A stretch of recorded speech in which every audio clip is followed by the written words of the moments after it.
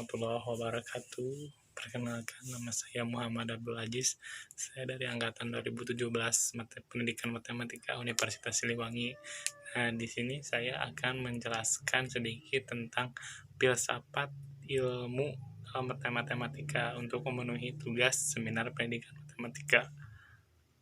Oke, langsung saja kita ke pengertian filsafat. Filsafat adalah cinta akan kebijaksanaan. Nah, filsafat berasal dari kata atau bahasa Yunani, yaitu filosofia, yang terdiri dari dua suku kata, yaitu yang pertama adalah philos, dan yang berarti cinta, dan yang kedua adalah sophos, yang berarti kebijaksanaan. Nah, pengertian filsafat secara luas ialah satu, usaha spekulatif manusia yang sangat rasional, sistematik, konseptual untuk memperoleh pengetahuan selengkap mungkin berdasarkan kaidah ilmiah. Nah, yang selanjutnya adalah ikhtiar atau berusaha untuk menentukan batas-batas pengetahuan secara koheren dan menyeluruh, holistik, dan komprehensif. Lalu ada wacana, tempat berlangsungnya penelusuran kritis terhadap berbagai pernyataan dan asumsi yang umumnya merupakan dasar suatu pengetahuan. Lalu ada dapat dipandang sebagai suatu tubuh pengetahuan yang memperlihatkan apa yang kita lihat dan katakan. Dia harus sering dan sejalan dalam aplikasi dan penerapannya di lapangan. Nah, dalam filsafat ilmu matematika ditinjau dari tiga aspek. Yang pertama adalah ontologi, yang kedua epistemologi, dan yang ketiga adalah aksiologi. Yang selanjutnya adalah ontologi. Nah, ontologi itu berdasarkan dari para ahli, pengertian dari para ahli. Nah, yang pertama adalah menurut James pada tahun 1976, matematika adalah ilmu tentang logika mengenai bentuk, susunan, besaran, dan konsep-konsep yang berhubungan satu dengan yang lainnya. Matematika terbagi dalam 3 bagian besar, yaitu aljabar, analisis, dan geometri. Tetapi ada pendapat yang mengatakan bahwa matematika terbagi menjadi 4. Yang pertama aritmetika, aljabar, geometris, dan analisis. Dengan aritmetika mencakup teori bilangan dan statistika. Nah, jadi kalau menurut James ini matematika itu merupakan logika. Nah, jadi menurut James itu ada yang cuman menyebutkan 3, yaitu aljabar, analisis, dan geometri. Tapi ada pendapat yang lain yang mengatakan juga itu merupakan 4 bagian. Nah, yang selanjutnya adalah menurut Hudoyo pada tahun 1988. Matematika berkenaan dengan ide-ide, konsep abstrak yang tersusun secara hierarkis dan penerapannya deduktif. Ada yang terakhir adalah menurut Marsigit, yaitu pada tahun 2015, ontologi matematika berusaha memahami keseluruhan dan kenyataan matematika, yaitu segala matematika yang mengada-ngada.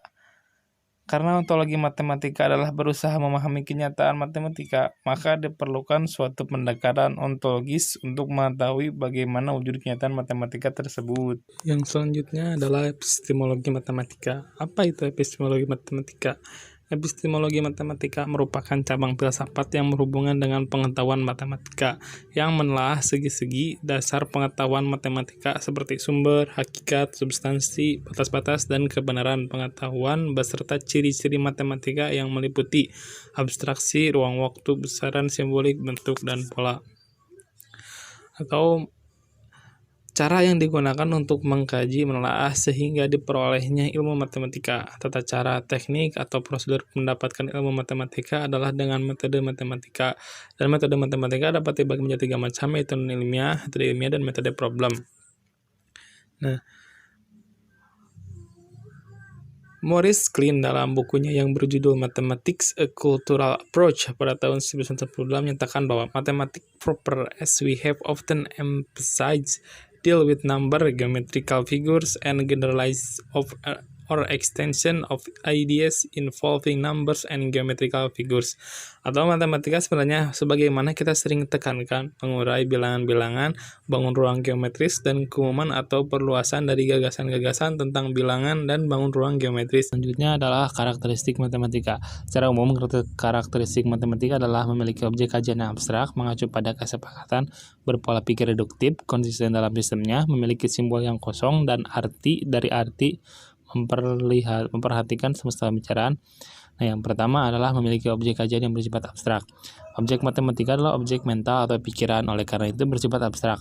Objek kajian matematika yang dipelajari di sekolah adalah fakta, konsep operasi, skill, dan prinsip. Fakta adalah sembarang permufakatan atau kesepakatan atau konvensi dalam matematika. Fakta matematika meliputi istilah nama, simbol, atau notasi atau lambang. Nah, konsep adalah ide atau abstrak yang dapat digunakan atau memungkinkan seseorang untuk mengelompokkan atau menggolongkan suatu objek, sehingga objek itu termasuk contoh konsep atau bukan konsep. Nah, yang selanjutnya yang kedua adalah mengacu pada kesepakatan. Fakta matematika meliputi istilah nama dan simbol atau notasi atau lambang. Fakta merupakan kesepakatan atau pemufakatan atau konvensi. Kesepakatan itu menjadikan pembahasan matematika mudah dikomunikasikan. Pembahasan matematika bertumpu pada kesepakatan. Contoh, lambang bilangan 1, 2, dan 3 adalah salah satu bentuk kesepakatan dalam matematika. Lambang bilangan itu menjadi acuan pada pembahasan matematika yang relevan.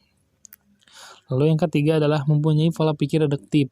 Nah, matematika mempunyai pola pikir reduktif. Pola pikir reduktif didasarkan pada urutan kronologis dari pengertian pangkal, aksioma, postulat, definisi, sifat-sifat, dalil-dalil atau rumus-rumus, dan penerapannya dalam matematika sendiri, atau dalam bidang lain dan dalam kehidupan sehari-hari.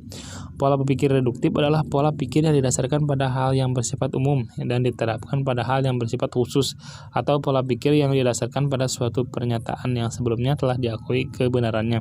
Contoh, bila seseorang siswa telah belajar konsep persegi, kemudian ia dibawa ke suatu tempat atau situasi baru, dan ia mendefinisikan benda-benda di sekitarnya yang berbentuk persegi, maka berarti siswa itu telah menerapkan pola pikir reduktif atau sederhana.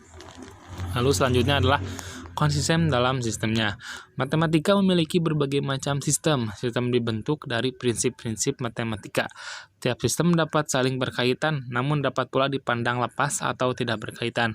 Sistem yang dipandang lepas misalnya sistem yang terdapat dalam aljabar dan sistem yang terdapat dalam geometri. Dalam geometri sendiri terdapat sistem-sistem yang lebih kecil atau sempit dan antar sistem saling berkaitan. Nah, lalu selanjutnya adalah memiliki simbol yang kosong dari arti. Matematika banyak simbol. Rangkaian simbol-simbol dapat membentuk kalimat matematika yang dinamai model matematika. Secara umum, simbol dan model matematika sebenarnya kosong dari arti. Artinya, suatu simbol atau model matematika tidak ada artinya bila tidak dikaitkan dengan konteks tertentu. Contoh, simbol X tidak ada artinya. Bila kemudian kita mengatakan bahwa X adalah bilangan bulat, maka X menjadi bermakna. Artinya, X mewakili suatu bilangan bulat. Lalu yang terakhir adalah memperhatikan semesta pembicaraan. Karena simbol-simbol dan model-model matematika kosong dari arti dan akan bermakna bila dikaitkan dengan konteks tertentu, maka perlu adanya lingkup atau semesta dari konteks yang dibicarakan. Lingkup atau konteks yang dibicarakan sering juga disebut dengan semesta pembicaraan. Yang selanjutnya adalah aksiologi matematika. Aksiologi adalah istilah yang berasal dari kata Yunani yaitu aksios yang berarti sesuai atau wajar, sedangkan logos yang berarti ilmu. Aksiologi dipahami sebagai teori nilai. Jun S. Suraya Sumantri mengartikan aksiologi sebagai teori nilai yang berkaitan dengan kegunaan dari pengetahuan yang diperoleh. Nah, aksiologi adalah ilmu yang membicarakan tentang tujuan ilmu pengetahuan itu sendiri. Jadi aksiologi merupakan ilmu yang mempelajari hakikat dan manfaat yang sebenarnya dari pengetahuan. Nah, di sini aksiologi pendidikan matematika yaitu ilmu dalam filsafat yang mempelajari tentang kebermanfaatan pendidikan matematika dalam sebuah proses belajar mengajar matematika. Contohnya adalah manfaat mempelajari tentang bangun ruang dan mempelajari hal-hal lain terkait dengan pendidikan matematika, sehingga para peserta didik mampu menerapkan atau menggunakan hasil dan proses belajar matematika untuk membantu kelangsungan hidupnya.